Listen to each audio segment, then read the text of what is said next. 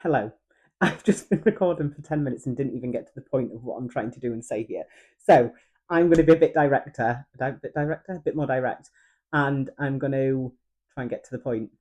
It's going to be a long, vulnerable post for me. But what I'm doing here is trying to document and work my way through my mental and physical blocks on training. Um, I think they might be a bit unique. In terms of the situation and what it is and why it is. So I don't know if many people would be able to relate in a direct way, but maybe in more of a general way they'd be able to. So we could maybe support and help. I might be able to find my group of people that are struggling with the same sort of thing.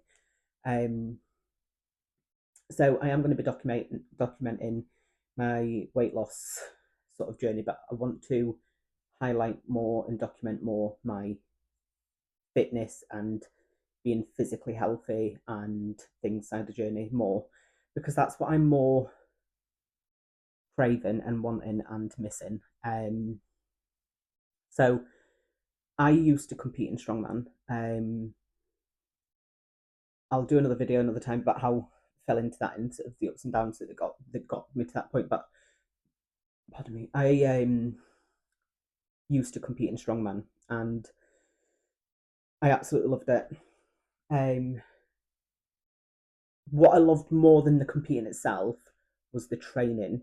I loved the style of training and the energy that went into training and how empowered and good I felt with training.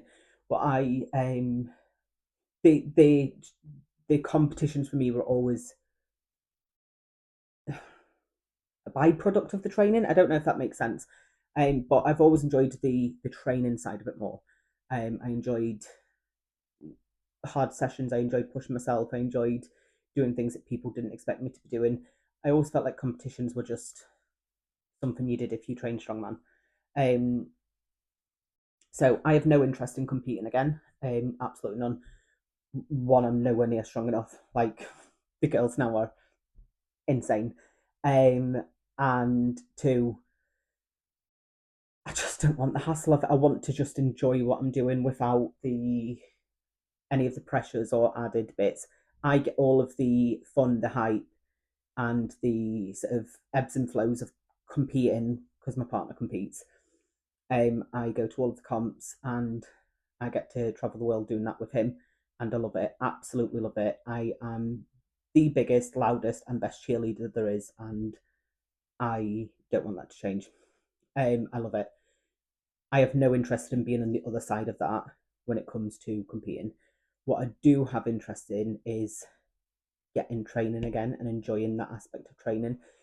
Over the last 3 years, it's been 3 years since I've trained properly and consistently. I've dabbled a little bit here and there, but there's always this major mental and physical block that stops me from competing. Now, at first, I wasn't really aware of the mental or physical blocks. I was just like, I just can't get into it. I'm just not feeling it. I just don't want to. And as time's gone on, I've realised that this is a actual trauma response to things that have happened over the past 3 years. So, um, 3 years ago, last week, so it was just over 3 years ago, I won Scotland's Strongest Woman. I was really, really strong. Had only been competing for just over a year and training strongman for just over a year, to be fair. And I was really, really good to it. Walked in very naturally to it and was very, very capable. I loved the training, loved all of it. Went and won Scotland's Strongest Woman, brilliant, amazing. Got to UK Strongest Woman. Um, that would have been, I think it was like 7 weeks later or something. Um, However, the week after, so that's coming up to 3 year anniversary of on Wednesday, my daughter suffered a major medical trauma, which sort of changed and shaped all of our lives quite traumatically for a period of time. Still has impact, but she's incredible and she's doing really, really well, and life is running better than we could have ever have hoped that it would have run. So she had this major medical thing, which meant my heart, mind, soul was not with training. Obviously, it was elsewhere with her. Um, I she was out of hospital for she got to come out of hospital for a night, when UK's was on, and then she ended up back in hospital for she was in hospital for 4 months in total. But she got to come to UK's. My partner came to UK's with us, and she got to see me compete. Now, in that time, I had probably trained an hour a week, if that, for the 7 week period. If I'd be surprised if it was even that much. It was very, very little. Obviously, trying to juggle everything, I still tried to prioritise having some time for me to mentally offload, but it was really difficult to do, to switch off, to come away from. Um, she came to watch me compete. I shouldn't have competed, which is what I feel now. Although she was extremely proud of me, she absolutely was adamant that we were going to do that comp. She just would not have any of it. Anyway, um, then it turned out that there's something going on behind the scenes with TV cast and whatever, TV time and whatever else, and they had to rerun Scotland's Strongest Woman for that year.